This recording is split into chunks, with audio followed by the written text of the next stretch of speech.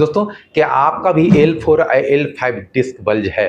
कहने का मतलब कि कमर में लोअर बैक में पेन रहता है, साथ ही साथ वह पेन शुरू से लेकर के नीचे घुटने तक, घुटने से लेके नीचे तक जाता है, कहीं आपका साइटिका का प्रॉब्लम तो नहीं हो रहा है?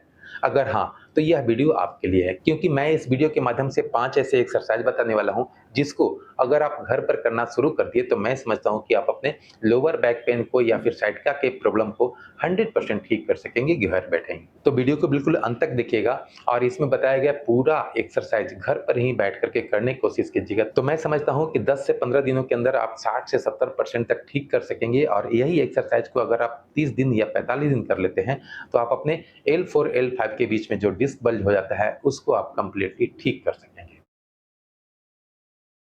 नमस्कार दोस्तों, मेरा नाम डॉक्टर मुकेश कुमार है और आप देख रहे हैं संजीवनी हेल्थ सॉल्यूशन। इस वीडियो में हम यही बताने वाले हैं कि लोअर बैक पेन हो या फिर साइटिका का पेन हो, उसमें हम कैसे अपने दर्द को ठीक कर सकते हैं एक्सरसाइज के माध्यम से। सबसे पहले तो हमें यह जानना ज़रूरी होता है कि लोअर बैक पेन होता है क्यों? क्योंकि हमें शरीर में बहुत सारे कमियाँ की वजह से भी यह प्रॉब्लम होता है या फिर कुछ गलत एक्टिविटी की वजह से भी हमारा ये प्रॉब्लम होता है। अगर आपका हेल्थ ज़्यादा मोटा है यानी कि ओवरवेट है, उसकी वजह से भी हो सकता है या फिर बहुत देर तक आपको बैठने वाली काम है, उसकी वजह से हो सकता है या फिर बहुत सारे ऐसे लोग हैं जो जिम जाते हैं और वेट लिफ्टिंग करते हैं, उसकी वजह से होता है या फिर घर में भी कुछ ऐसा चीज़ है जिसको आप उठाने के क्रम में आपका डिस्क बल्ज कर गया, उसकी वजह से आपको दर्द होना शुरू हो गया। तो थोड़ा-सा मैं बताता हूँ डिस्क बल्ज होता क्या है? तो हमारा यह मॉडल है।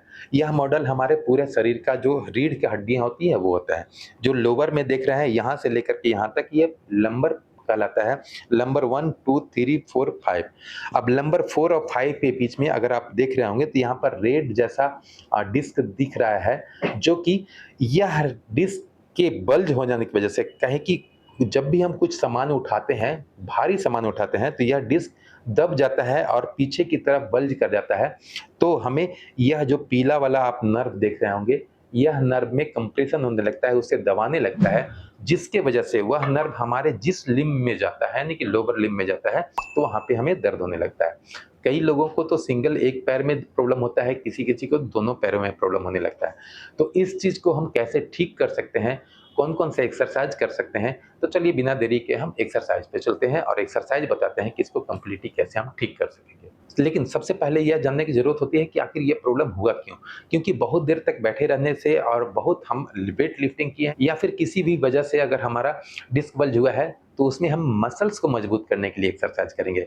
साथ ही साथ अगर आपके शरीर में विटामिन डी की कमी है, तो उसको भी आपको देखना पड़ेगा। मैं जानता हूँ कि 90% लोगों को विटामिन डी डिफिशियंसी रहता है इंडिया में और अगर दूसरे देशों की मैं बात करूँ तो वहाँ पर और भी ज़्यादा लोगों को रहता है। तो विटामिन डी डिफिशियंसी भी ना हो, इसका भी हम ख्याल करेंगे। अगर आप जाँच कराए हैं, तो सही है, आप देख लेंगे कि कितना कम है, उसके हिसाब से आप उसका ये टैबलेट या कैप्सूल या पाउडर ले सकते हैं। लेकिन अगर जाँच नहीं भी कराए हैं और आप पिछले 6 महीने के अंदर आप विटामिन डी का कैप्सूल नहीं लिए हैं, तो मैं तो कहूँगा विटामिन डी डिफिशियंसी के लिए आपको विटामिन डी 360 के 1 सप्ताह में 1 बार ज़रूर लेना चाहिए, जो कि 8 सप्ताह तक रहे। इसके अलावे साथ ही साथ विटामिन बी कॉम्प्लेक्स भी हमें लेने की ज़रूरत होती है, क्योंकि जब भी हमारा नर्व दबता है, तो वहाँ पर उसमें काफ़ी कमज़ोरी आ जाती है, जिसके वजह से भी हमारा यह प्रॉब्लम होने लगता है ज़्यादा। तो उसको भी हम लेना शुरू कर देंगे। अब कई लोग ये पूछने लगते हैं कि कितना दिन लें? सिंपली विटामिन डी 3 हमें 2 महीना लेना है, वीकली लेना है और विटामिन बी कॉम्प्लेक्स की मैं बात करूँ तो आप 1 से 2 महीना, 3 महीना, 4 महीने भी ले सकते हैं। यह विटामिन है, ये आपको हानि नहीं करेगा, ये आपके शरीर में 100% काम करेगा। दोस्तों, इसमें जो पहला एक्सरसाइज करना होता है, वह होता है जिस पैर में भी प्रॉब्लम है, चाहे तो दोनों पैर में है तो दोनों से करेंगे या फिर कोई सिंगल पैर में भी है तो उस पैर से करेंगे। सपोज़ करें कि अगर हमारा लेफ्ट में प्रॉब्लम है, उसमें दर्द हो रहा है, तो हम सबसे पहले एक्सरसाइज वार्म अप एक्सरसाइज कहें, तो ये होता है कि हम अपने पैर को इस तरह से मोड़ कर के पकड़ें और अपने छाती की तरफ करें।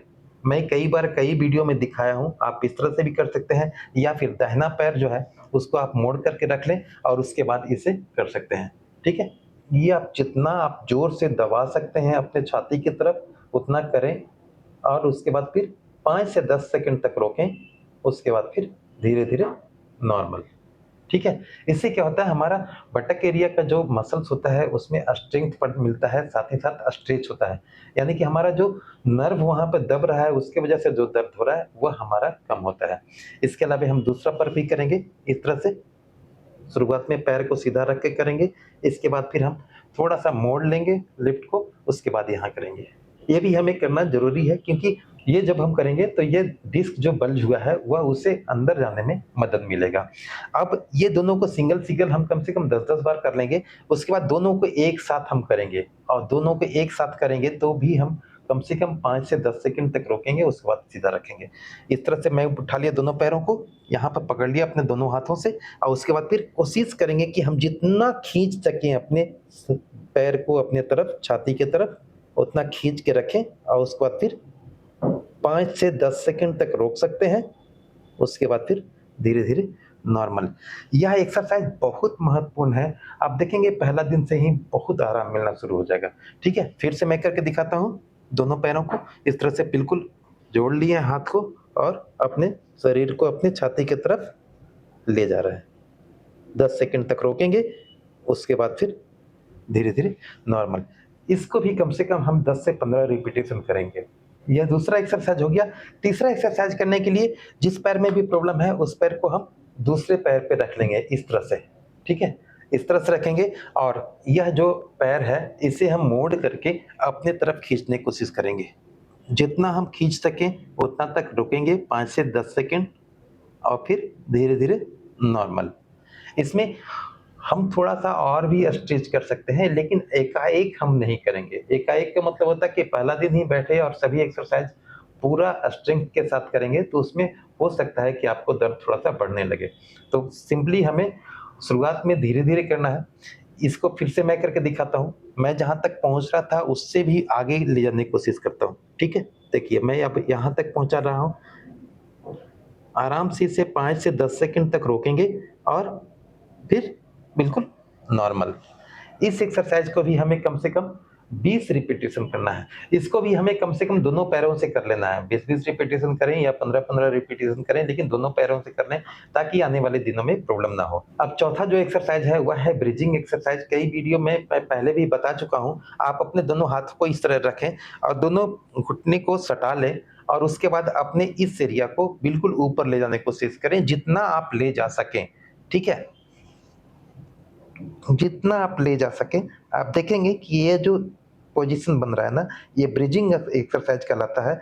एक पुल की तरह हमारा शरीर बन चुका होता है। तो इस तरह से हम करेंगे, 10 से 15 सेकंड रोकेंगे। शुरुआत में 10 से 15 सेकंड तक रोकें, लेकिन ऐसे अगर आप 15 से 20, 20 से 25 और 30 सेकंड तक रोकते हैं, तो आपको बैलेंसिंग का भी प्रॉब्लम नहीं होगा। तो हमें यह भी काम करें, 10 से 15 सेकंड तक रोकेंगे या फिर 30 सेकंड तक रोकेंगे और फिर धीरे-धीरे नॉर्मल, ठीक है? यह एक्सरसाइज़ भी हमें कम से कम 30 रिपिटेशन करना है। शुरुआत में 10 से 15 भी होता है तो चलेगा, लेकिन धीरे-धीरे इसे बढ़ाना है। इसके बाद जो 5वां एक्सरसाइज़ है, उसके लिए हमें उल्टा लेट जाना है। उल्टा लेटना नहीं है, बल्कि हमें हाथ पर और अपने घुटने पे इस तरह से रहना है और उसके बाद फिर अपने पीठ को ऊपर की ओर ले जाना है, एक तरह से कर्व बनाना है और फिर नीचे की ओर।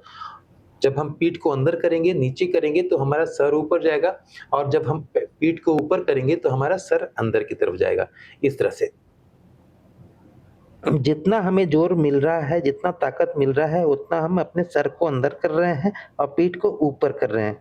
ख़ास करके ध्यान दें कि आपका इस पोज़ीशन पे ज़्यादा स्ट्रेस पड़े, ठीक है? मैं बिल्कुल इस तरह से किया और फिर नॉर्मल। दूसरा बार में हम क्या करेंगे, पीठ को गहरा करेंगे और सर को ऊपर की ओर देखने की कोशिश करेंगे। जितना हम ऊपर देख सकें, उतना फिर नीचे।